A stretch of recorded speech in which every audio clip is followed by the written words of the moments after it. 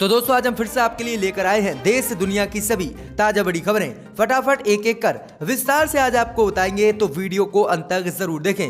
दोस्तों वीडियो बनाने में हमें काफी मेहनत लगी है, तो वीडियो को लाइक जरूर कर दें। जहां दोस्तों पहली खबर में आपको बताएंगे जो बिग ब्रेकिंग न्यूज सामने निकल कर आ रही दोस्तों कि बिहार में बीजेपी के साथ गठबंधन कर पूरी तरह फंसे नीतीश। सीएम पद की शपथ से पहले ही बीजेपी ने नीतीश पर दबाव बनाना कर दिया शुरू। शराबबंदी कानून में संशोधन की बीजेपी ने कर दी है नीतीश से मांग। बुरी तरह से फंस गए हैं बिहार में बीजेपी से नीतीश। तो वहीं आपको बताएंगे कि हैदराबाद में आपस में भिड़े एआईएमआईएम और भाजपा कार्यकर्ता राहत सामग्री को लेकर आमने सामने भिड़े एआईएमआईएम और बीजेपी के नेता। तो वहीं आपको बताएंगे कि बिहार में राम मंदिर की पहली ईंट रखने वाले कामेश्वरम चौपाल को बीजेपी बनाएगी डिप्टी सीएम। सुशील कुमार मोदी का इस बार पत्ता बिहार में साफ। तो वहीं आपको बताएंगे कि भाजपा कार्यकर्ताओं की हत्या और हमले के बाद पश्चिम बंगाल में डरी बीजेपी राष्ट्रपति शासन लगाने की। अब बीजेपी ने पश्चिम बंगाल में कर दी है मांग। तो वहीं आपको बताएंगे कि दिवाली पर ही फेल हुआ मोदी का आत्मनिर्भर भारत अभियान। लोगों ने चाइनीज सामान को भारी मात्रा में खरीदा, नहीं मानी मोदी की बात। तो वहीं आपको बताएंगे कि राहुल गांधी को कमजोर बताना ओबामा को पड़ा भारी। ट्विटर पर ट्रेंड होने लगा माफी मांगो ओबामा। जहां दोस्तों बुरी तरह से फंस गए हैं ओबामा। तो वहीं आपको बताएंगे कि दुनिया की तबाही का हथियार जुटा रहा है चीन। अमेरिका के गुप्त दस्तावेजों में हुआ है खुलासा भारत और अमेरिका की बड़ी मुश्किलें। तो वहीं आपको बताएंगे कि असम में पत्रकार की मौत पर राहुल गांधी ने बीजेपी पर बोला हमला। कहा सच्चे पत्रकारों का गला घोट रही है बीजेपी। अर्नब गोस्वामी के समय आ रहा था बीजेपी को लोकतंत्र याद, लेकिन असम के पत्रकार की मौत पर क्यों है चुप बीजेपी। जय दोस्तों राहुल गांधी ने हमला बोला है। तो सभी खबरों को विस्तार से एक कर बताएंगे दोस्तों, तो वीडियो को लाइक जरूर कर दें।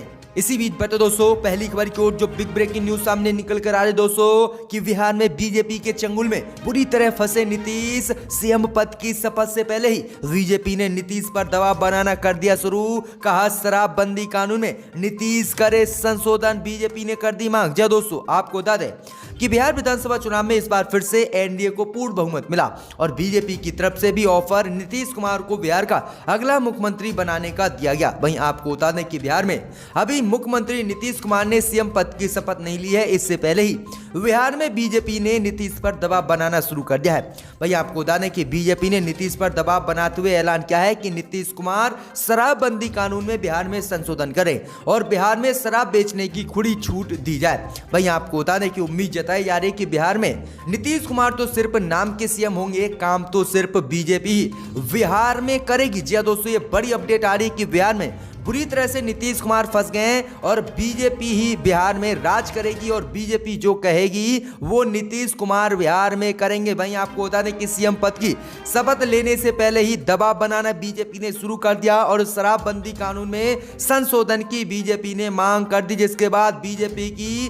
बुरी तरह से और नीतीश कुमार की मुश्किलें बढ़ गई हैं। इसी बीच बता दोस्तों अगली खबर को तो हैदराबाद में आपस में भिड़े एआईएमआईएम और भाजपा कार्यकर्ता। जहां दोस्तों आपको बता दें कि बाढ़ आर्थिक राहत वितरण को लेकर हैदराबाद में भाजपा कार्यकर्ता और एआईएमआईएम के कार्यकर्ता आपस में भिड़ गए हैं। दोनों पार्टियों के बीच टकराव की यह घटना लाल दरवाजा इलाके में हुई है।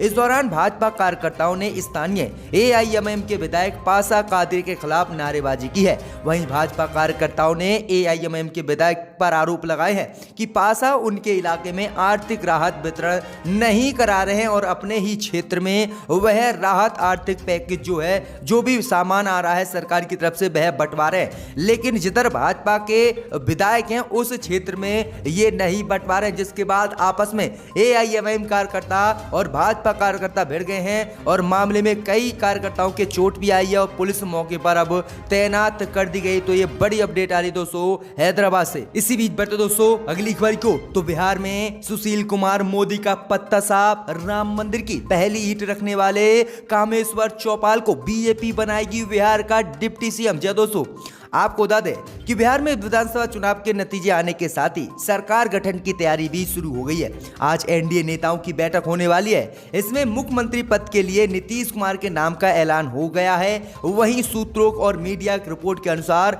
अयोध्या में 1989 में हुए राम मंदिर शिलान्यास के दौरान पहली ईंट रखने वाले कामेश्वर चौपाल का बिहार का उप मुख्यमंत्री बीजेपी बना सकती है। वहीं सुशील कुमार मोदी का पत्ता बिहार में इस बार साफ होता दिख रहा है। खुद को लेकर जारी अटकलों पर चौपाल ने कहा है कि मैं पार्टी का कार्यकर्ता हूं, पार्टी जो भी जिम्मेदारी दोगी वो मुझे स्वीकार है। भाई आपको बता दें कि आरएसएस से भी इनका काफी संबंध है और आरएसएस के लिए ये काम भी करते हैं। तो बड़ी अपडेट आ रही दोस्तों की राम मंदिर और आरएसएस से जुड़े हुए व्यक्ति को बीजेपी बिहार का डिप्टी सीएम बनाने वाली है और सुशील कुमार मोदी इस बार पत्ता साफ होता उनका दिख रहा है। इसी बीच बढ़ते दोस्तों अगली खबर की ओर। तो दिवाली पर ही फेल हुआ प्रधानमंत्री मोदी का आत्मनिर्भर भारत अभियान, लोगों ने चाइनीज सामान को जबरदस्त खरीदा, नहीं मानी मोदी की बात। जहां दोस्तों आपको बता दें कि जिस तरह से भारत और चीन के बीच एलएसी पर तनाव चला और उसके बाद प्रधानमंत्री मोदी ने अपने संबोधन में भारत को आत्मनिर्भर भारत बनने का मंत्र दिया। प्रधानमंत्री मोदी ने कहा कि भारत की बनी हुई वस्तुओं का ही इस्तेमाल भारत के लोग करें, चाइनीज सहित अन्य विदेशी कंपनियों के सामान का बहिष्कार करें। लेकिन आपको बता दें कि प्रधानमंत्री मोदी के इस अभियान का असर दिवाली पर बिल्कुल नहीं दिखा। प्रधानमंत्री मोदी ने दिवाली से पहले ही ऐलान किया था कि दिवाली पर सभी भारतीय जो है लोकल फॉर वोकल का इस्तेमाल करें और भारत की बनी हुई वस्तुओं का ही इस्तेमाल करें, चाइनीज सहित विदेशी माल का बिल्कुल उपयोग ना करें, विदेशी सामान को ना खरीदें। लेकिन अब जो खबर सामने निकल कर आ रही दोस्तों कि दिवाली पर चीन की कंपनियों की जो जबरदस्त सेलिंग हुई है उससे प्रधानमंत्री मोदी के आत्मनिर्भर भारत की धज्जियां उड़ गईं और प्रधानमंत्री मोदी के मना करने पर भी दिवाली पर भारी मात्रा में लोगों ने इलेक्ट्रॉनिक सामान को चाइना के खरीदा है, जिसके बाद प्रधानमंत्री मोदी के आत्मनिर्भर भारत बिल्कुल भारत में फेल हुआ है। और भाई आपको बता दें कि प्रधानमंत्री मोदी के आत्मनिर्भर भारत की चीन ने भी मजाक उड़ाई है और कहा है कि हमारी एलईडी के बिना दिवाली भारत की काली हो जाएगी। जब दोस्तों ये बड़ी अपडेट आ रही है कि प्रधानमंत्री मोदी का आत्मनिर्भर भारत बुरी तरह से दिवाली पर ही फेल हो गया है और दिवाली पर प्रधानमंत्री मोदी की बात को किसी ने नहीं माना। इलेक्ट्रॉनिक सामान सहित दुनिया की चीजें चाइना की खरीदी है भारतीयों ने। तो किस तरह से प्रधानमंत्री मोदी को यह झटका लगा है। इसी बीच बढ़ते दोस्तों अगली खबर की ओर। तो राहुल गांधी को नर्वस और कम व्यवहार वाला बताना ओबामा को पड़ा भारी, ट्विटर पर ट्रेंड करने लगा, माफी मांगो ओबामा। जब दोस्तों आपको बता दें कि पूर्व अमेरिकी राष्ट्रपति बराक ओबामा ने अपनी किताब में राहुल गांधी के बारे में बहुत कुछ कहा है। ओबामा ने अपनी आत्मकथा ए प्रॉमिस लैंड में कांग्रेस नेता राहुल गांधी का उल्लेख किया है। ओबामा ने अपनी आत्मकथा ए प्रॉमिस लैंड में कांग्रेस नेता राहुल गांधी को नर्वस और कम व्यवहार वाला बताया है। किताब में ओबामा ने भारत के पूर्व प्रधानमंत्री मनमोहन सिंह का भी जिक्र किया है। लेकिन आपको बता दें कि राहुल गांधी को बराक ओबामा का नर्वस और कम व्यवहार वाला बताना भारी पड़ गया है। जब दोस्तों आपको बता दें कि अब इसी को लेकर ट्विटर पर हंगामा हो गया है और ट्विटर पर ट्रेंड होने लगा है माफी मांगो ओबामा। जहां दोस्तों आपको बता दें ये बड़ी खबर सामने निकल कर आ रही कि बुरी तरह से ओबामा फंस गए हैं। भाई आपको बता दें कि जब ओबामा ने उनके लिए ये बात कही थी तो बीजेपी ने भी हमला बोला था और बीजेपी के केंद्रीय मंत्री गिरिराज सिंह ने बताया था कि देश में कम बेइज्जती होने के बाद विदेशों से भी बेइज्जती राहुल गांधी करवा लेते हैं। तो ये बड़ी अपडेट आ रही है कि बराक ओबामा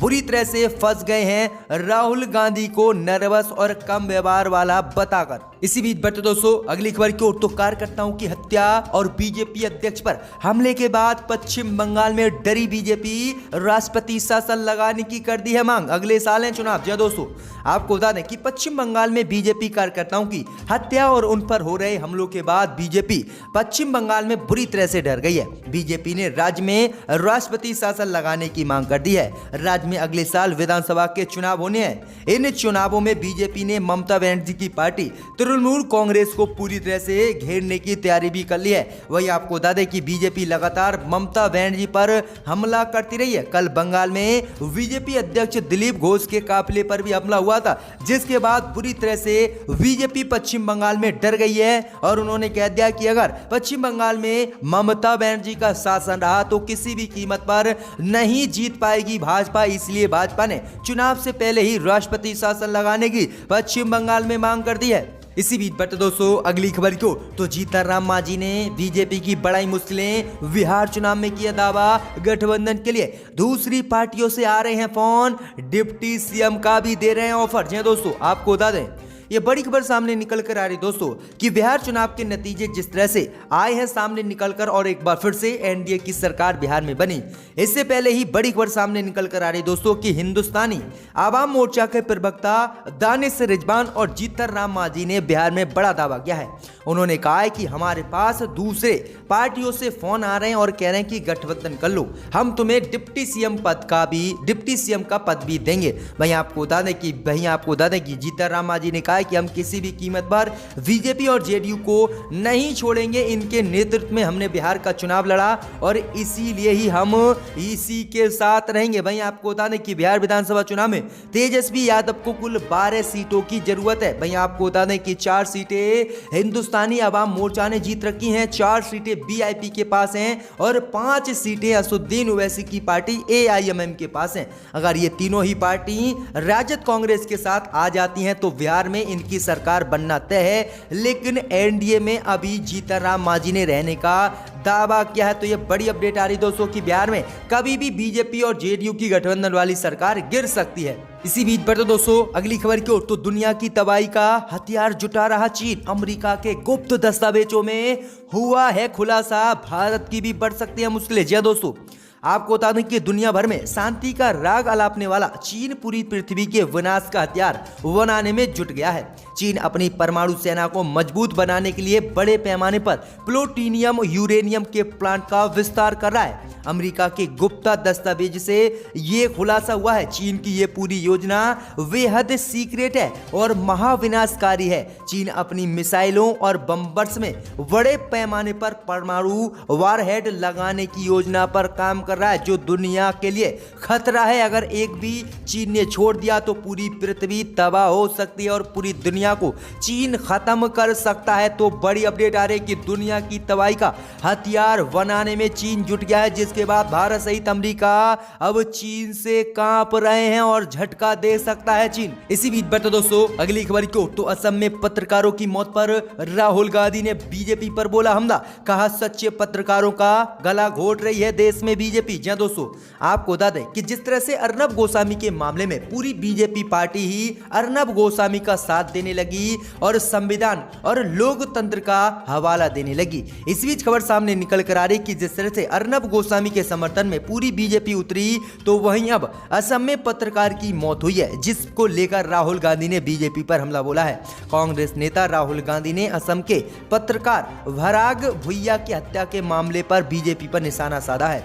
उन्होंने भाजपा शासित राज्यों में पत्रकारों का गला घोटे जाने का गंभीर आरोप लगाते हुए कहा कि भाजपा नेताओं के भ्रष्टाचार का पर्दाफाश करने वाले असम के पत्रकार पराग भुइया की संदिग्ध परिस्थितियों में हत्या हो गई है। उनके परिवार को मेरी संवेदना है। असम, मध्य प्रदेश या यूपी भाजपा शासित राज्यों में सच्ची पत्रकारिता का गला बीजेपी घोट रही है और तमाशा करने वालों को सुरक्षा दे रही है। यानी सीधा राहुल गांधी का अर्नब गोस्वामी पर जो है तंज था और कंगना रनावत पर तो किस तरह से राहुल गांधी ने यह बड़ा हमला बोला है बीजेपी पर। इसी बीच बढ़ते दोस्तों अगली खबर की ओर, तो चिराग पासवान को बीजेपी से झटका, नीतीश कुमार काटना चाहते हैं केंद्र से भी चिराग का पत्ता। जय दोस्तों, आपको बता दें कि बिहार विधानसभा चुनाव में 43 सीटों के साथ जेडीयू तीसरे नंबर पर चली गई और मुख्यमंत्री नीतीश कुमार चिराग पासवान पर टेढ़ी नजर रखे हुए हैं। नीतीश कुमार ने बीजेपी को साफ संकेत दे दिया है कि चिराग पासवान को केंद्र सरकार से बाहर करने पर फैसला लिया जाए। बिहार के मुख्यमंत्री नीतीश कुमार ने कहा है कि चिराग पासवान की लोक जनशक्ति पार्टी के राष्ट्रीय जनतांत्रिक गठबंधन में बने रहने वाले के बारे में केवल बीजेपी को ही फैसला करना है। लोक जनशक्ति पार्टी इस बार एनडीए से अलग होकर अकेले बिहार चुनाव लड़ा था और अनेक सीटों पर इसके कारण जेडीयू को नुकसान हुआ था और इसी को लेकर अब नीतीश कुमार ने कहा है कि वह चिराग पासवान का केंद्र से भी पत्ता काटेंगे। यानी मोदी के हनुमान का केंद्र से भी पत्ता साफ होता दिख रहा है।